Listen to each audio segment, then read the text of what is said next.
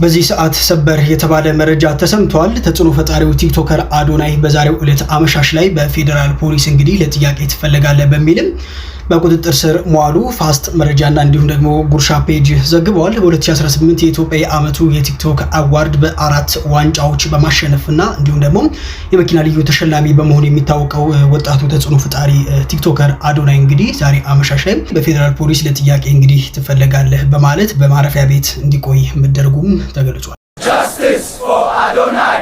He is a symbol of modern Ethiopian youth. አዶናይ በምን ምክንያት ሊታሰር እንደቻለ የኢትዮጵያ ፌደራል ፖሊስ መግለጫ አውጥቷል። በዚህ መሰረት ታዲያ አዶናይ በቁጥጥር ስር ሊውል የቻለው ከኢትዮጵያ ሕዝብ ባህልና እንዲሁም ደግሞ መልካም ስነ ምግባር በተቃራኒ በሕዝብ ዘንድ ተቀባይነት የሌለው አስነዋሪ አለባበስ ለብሰው በአደባባይና እንዲሁም ደግሞ በቴሌቪዥን ቀጥታ ስርጭት የታዩት 5 ተጠርጣሪዎች በቁጥጥር ስር በዋሉበት በወንጀል ጉዳይ ጋር በተያያዘ መሆኑን የኢትዮጵያ ፌደራል ፖሊስ አስታውቋል። እናንተስ በዚህ ጉዳይ ምን ትላላችሁ? ሀሳባችሁን አጋሩ። እንዴት አላችሁ? በቀደም ስለ አዶናይ ሳውራ ምን ብዬ ነበር? ይሄ ልጅ ልክ ትልቅ ጥፋት እንደሰራ እቺን ቃላት እዚህና እዛ እያደረጉ ልጁን የሆነ ወጥመድ ውስጥ ሊከቱት ነው። ልጁ ላይ መንገዱ ላይ ሊቆሙ ነው፣ ሊጠልፉት ነው፣ ሊጥሉት ነው።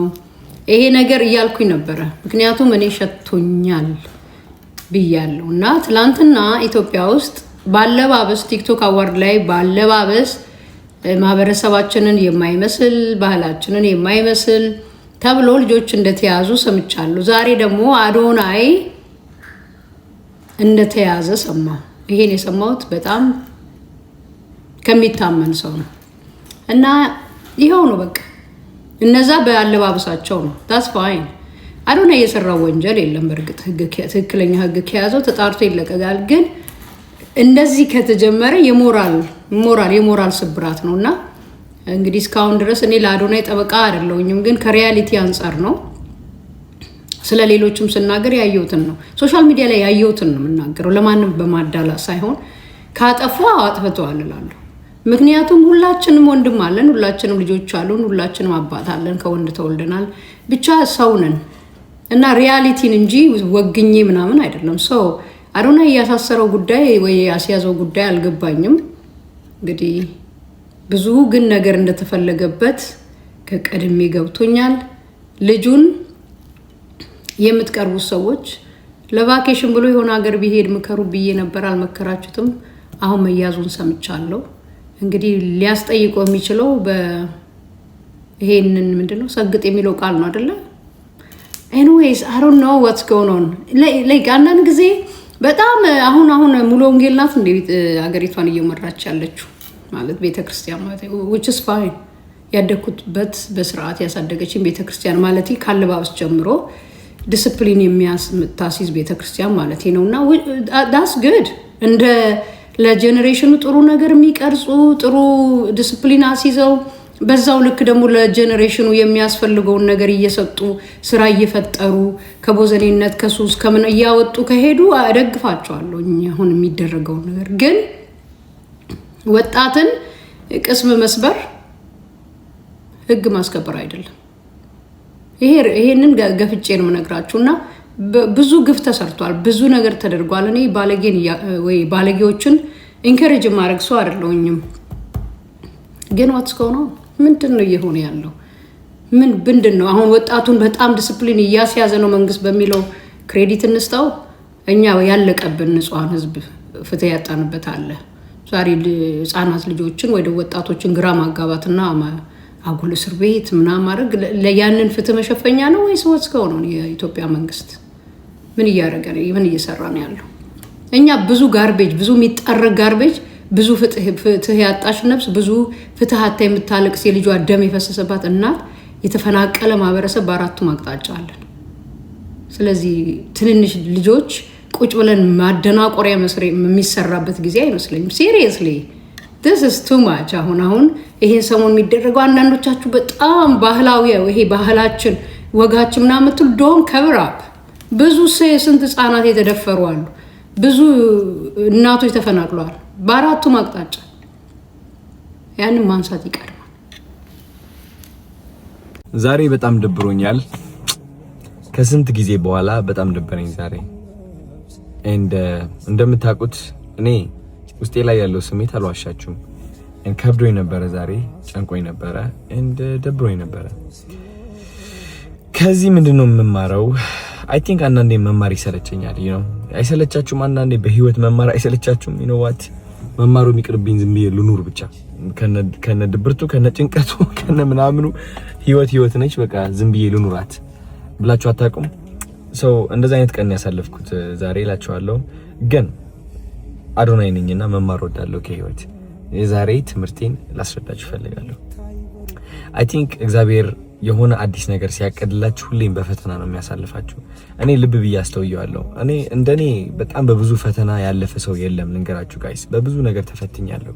በብዙ ንቀት አልፌያለሁ፣ በብዙ ውድቀት፣ በብዙ ኖ እምቢ፣ አንተ በቂ አይደለህም ምናምን በጣም ኤክስፒሪየንስ ያደረኩኝ ሰው ነኝ። በእነዚህ ነገሮች አልፌያለሁና አስተውያለሁ።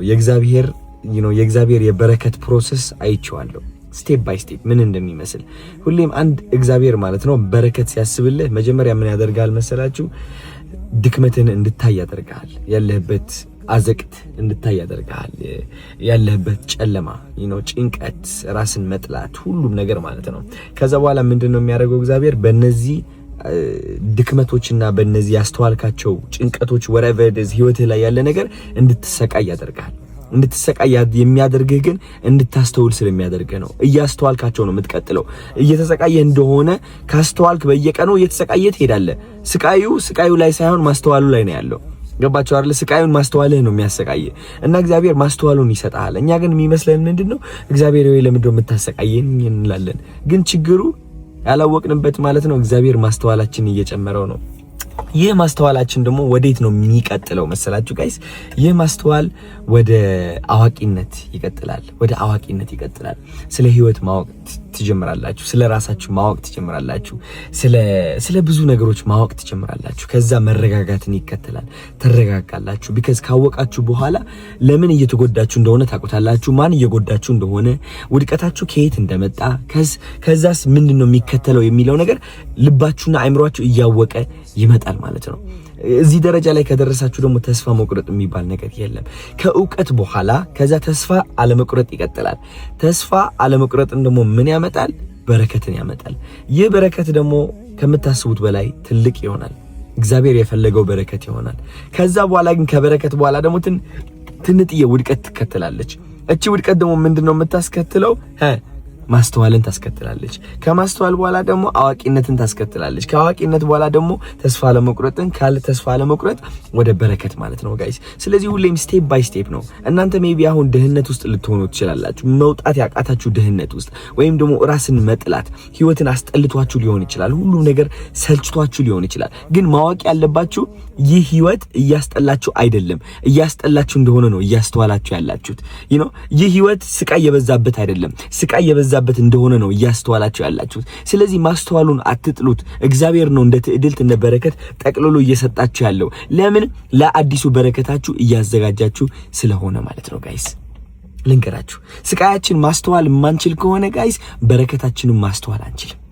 ልብ ብላችሁ ተገንዘቡልኝ። ስቃያችን የማስተዋል አቅም ከሌለን፣ ድክመታችን ጎዶሎነታችን የማስተዋል አቅም ከሌለን፣ ጥንካሬያችንና ስኬታችን የማስተዋል አቅምም የለንም። ስለዚህ እኔ ሁሌም ኦፍ ኮርስ ዛሬ አሁን ወድቅ ያለው ብዬ አስባለሁ። ያጋጠመኝ ነገር አለ። ገባችሁ አይደለ? የሆነ የደበረኝ ነገር አለ። አስተውየዋለሁ። ግን ይህ ውድቀት አስተዋልኩት እንጂ ይህ ውድቀት የኔ ሆኖ ለዘላለም አይቀጥልም። ማስተዋሌ ነው ዋናው ነገሩ። ካስተዋልኩኝ በኋላ ደግሞ አውቀዋለሁ እንዴት አድርጌ እንደምወጣ ከዚህ ውድቀት። ካወቅኩኝ በኋላ ደግሞ ተስፋ አልቆርጥበትም ብዬ እቀጥላለሁ። ገባችሁ አይደል? ከዛ መጨረሻ ምን ይመጣል? በረከት ይመጣል ማለት ነው። እንደዚህ ነው ጋይስ። የእግዚአብሔር በረከት በዚህ ይሰራል። በጣም እንደምወዳችሁ ማወቅ አለባችሁ ከምታስቡት በላይ። እሺ፣ እግዚአብሔር ነው የምላችሁ። እንደኔ ነው የምወዳችሁ እናንተ። የኔ መስታወት ናችሁ እናንተ። በደንብ ነው የምወዳችሁ። ጋሽ ሰለሞንን መኪና እንግዛላቸው። በጣም እየጠበቅኩኝ ነው ጋይስ፣ እንዳትረሱት። እወዳችኋለሁ። እሺ፣ ነገ እንገናኝ። ትልቅ ሰርፕራይዝ አለኝ ነገ። የሚገርም ቭሎግ ነው የምሰራላችሁ። በጣም ጠብቁኝ። እወዳችኋለሁ። እሺ። ጭንቀት ያለ ነገር ነው፣ አትጨናነቁ አልላችሁም። አስተውሉት። ይህ ጭንቀት፣ ከጭንቀት በኋላ ማስተዋል፣ ከማስተዋል በኋላ እውቀት፣ ከእውቀት በኋላ ተስፋ ለመቁረጥ፣ ከተስፋ ለመቁረጥ በኋላ በረከት።